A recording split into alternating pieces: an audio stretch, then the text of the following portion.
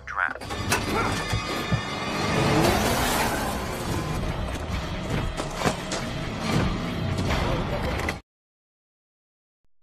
jumpa lagi di Best Movie Channel. Apa kabar kalian semua? Buat yang lagi gabut, ada film yang dijamin bikin tegang urat saraf.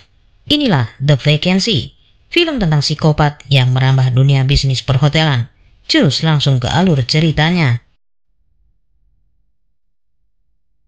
Sepasang suami istri yang tidak bahagia sedang perjalanan pulang dari pesta keluarga. Beralasan menghindari kemacetan di jalan tol, David sang suami memilih jalur entah berantah. Di tengah perjalanan, mobil David oleng karena menghindari rakun yang sedang menyeberang. Hal itu membangunkan Amy dari tidurnya dan membuatnya menjadi bad mood. Karena mobilnya mulai bermasalah, David berusaha mencari bantuan. Lalu mereka menemukan sebuah Pertamini. Aneh, Pertamini ini menjual bensin yang lebih murah. Tiba-tiba mereka dikejutkan dengan kedatangan seorang pria penjaga pom. Pria ini kemudian memeriksa mobil David dan mencoba membantu memperbaikinya.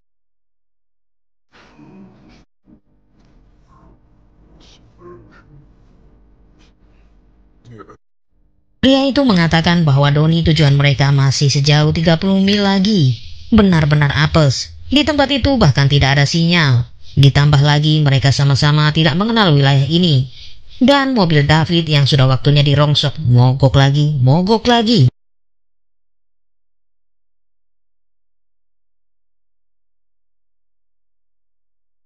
Kebetulan ada sebuah hotel di dekat pom bensin. Awalnya, Amy sudah mengajak David untuk pergi. Tapi David malah memencet bel. Dan keluarlah penjaga hotel yang bernama Mason. Mereka sangat heran dengan suara teriakan dari dalam. Tapi Mason meyakinkan itu hanya suara dari TV. Kemudian David membeli koin telepon dari Mason untuk menelpon bengkel terdekat. Tapi Mason mengatakan bahwa bengkel akan buka jam 8 pagi. Sambil promosi bahwa hotelnya buka 24 jam. Dengan terpaksa David pun check-in di hotel ini. Setelah itu mereka memasuki kamar untuk beristirahat.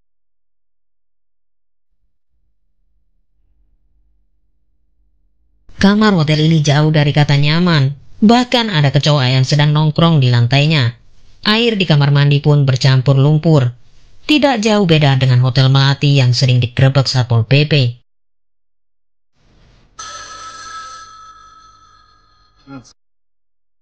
Tiba-tiba telepon di kamar berdering, tetapi saat diangkat tidak ada suara apapun yang terdengar. Kemudian pintu seperti digedor-gedor.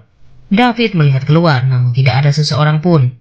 Dan teror ini berulang kali terjadi, hingga David kesal dan mendatangi Mason untuk komplain.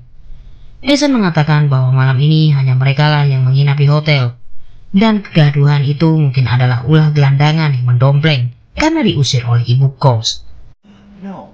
Because the asshole in the room right beside us keeps banging on the wall. So that is very strange, seeing as every once in a blue moon, college kid, a drifter will sneak. Sebenarnya film ini bisa selesai lebih awal jika David mau diajak pergi dari hotel oleh istrinya. Tapi karena David sudah lesu dan masuk angin, dia tetap ngotot untuk menunggu di hotel beberapa jam lagi. David yang sudah sangat kelelahan berusaha enjoy dengan menonton TV, tapi TV-nya kesemutan, tidak ada gambar. Kemudian dia memutar kaset yang dipikirnya adalah sebuah film porno. David terkejut karena kaset itu berisi adegan penyiksaan dan pembantaian manusia. Awalnya mereka mengira itu hanya sebuah lelucon. Tetapi ternyata latar tempat film itu sama seperti kamar yang dihuni oleh David dan Amy. Bahkan TV dan gordennya juga sangat mirip. Menyadari ini sudah tidak beres, David pun memeriksa ke langit-langit kamar. Dan benar saja, ada sebuah kamera yang secara tersembunyi ditempatkan untuk merekam aktivitas mereka. Seketika listrik seperti tidak stabil. Merasa akan menjadi korban berikutnya, mereka mencoba untuk kabur. Ternyata jendela kamar mandi sudah dipaku. Mereka pun berlari lewat pintu depan. Namun sudah ada para psikopat yang menghadangnya. Mereka berusaha kembali masuk ke kamar. Namun HP Amy terjatuh dan diinjak oleh psikopat. David berpura-pura memegang senjata. Taktik itu berhasil untuk sementara menakuti para kopet.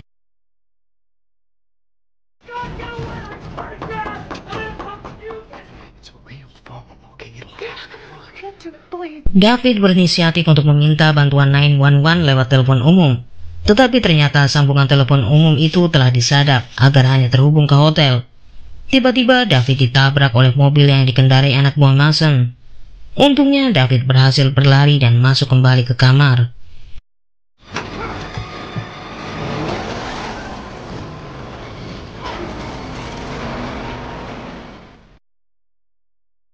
Dalam menghadapi penjahat tentunya mereka butuh senjata.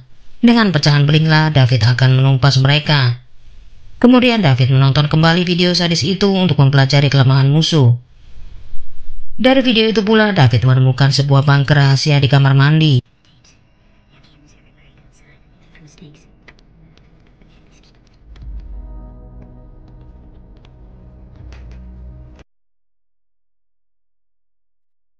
Amy melihat ada sebuah truk yang datang.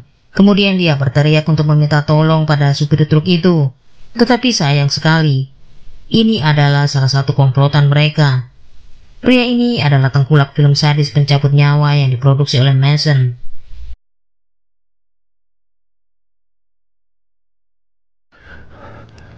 It's gonna be okay.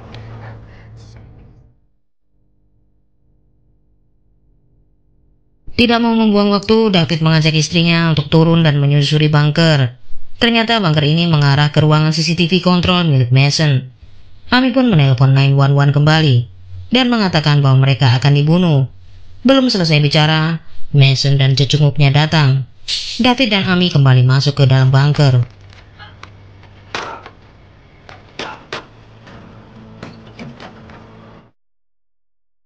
Mengetahui jika ruangannya sudah diacak-acak, Mason marah. Dia memerintahkan anak buahnya untuk mengejar David dan Amy. David dan Amy sudah berada di kamar lain dari hotel itu. Mereka melihat ada polisi datang, namun mereka takut itu adalah komplotan Mason. Karena dia belum menyebutkan lokasi yang tepat saat menelpon 911.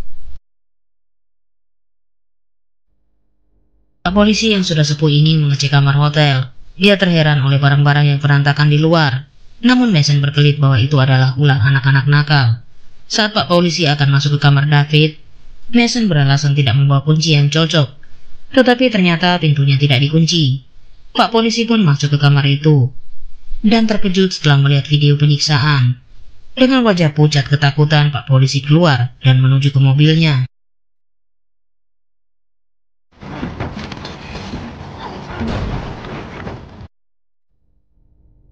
Sekuat tenaga, David menahan anak buah Mason yang sudah muncul dari bawah bunker. Kemudian mereka berlari mengejar Pak polisi. Hampir saja mereka ditembak oleh Pak polisi yang sedang panik. Tetapi setelah menjelaskan bahwa mereka adalah korban, Pak polisi langsung menyuruh mereka masuk ke mobil. Sialnya mobil polisi ini sudah dicabut kabel-kabelnya oleh psikopat. Bahkan anak buah Mason berhasil membunuh Pak polisi.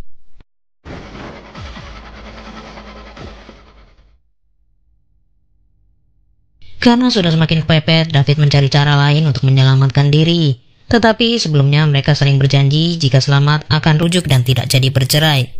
David mempunyai sebuah ide cemerlang untuk menaruh sobekan baju Amy di jendela, agar Mason mengira Amy telah kabur. Dan David akan mengambil senjata di kantor Mason. Sementara Amy disuruh bersembunyi di atas atap kamar mandi.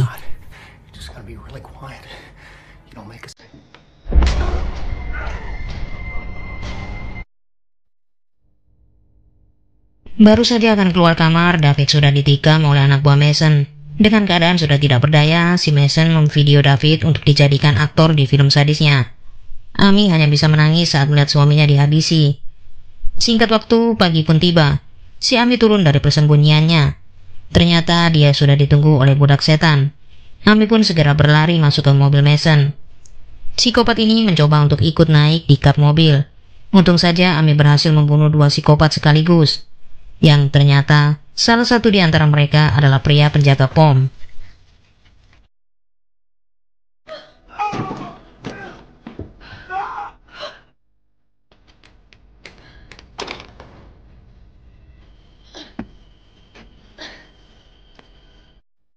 Amy pun masuk ke ruang resepsionis untuk kembali menelpon 911. Kemudian Amy berusaha mengambil pistol Mason yang ditempel di dinding. Tiba-tiba Mason datang dan mencekiknya. Seketika Mason menghajar Amy, bahkan sempat-sempatnya mencoba untuk memvideo Amy. Dengan tendangan kungfu, Amy menendang biji salak si Mason hingga terjengkang. Lalu si Mason mendorong Amy hingga jatuh lagi. Untungnya dia terjatuh tepat di atas pistol, dan Mason pun ditembak sampai jadi almarhum.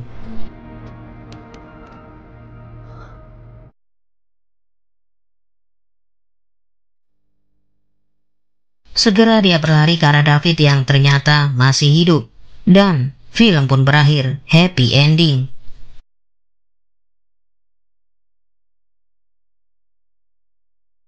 Pesan dari film ini adalah hati-hati ketika perjalanan. Jangan gengsi untuk tidur di kolong jembatan daripada masuk ke hotel psikopat. Terima kasih, sampai jumpa di alur selanjutnya.